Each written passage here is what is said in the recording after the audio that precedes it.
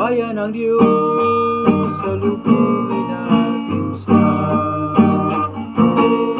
sa isang sandali, sa huling tunog ng trompeta, sa isang sigaw, sa isang kislap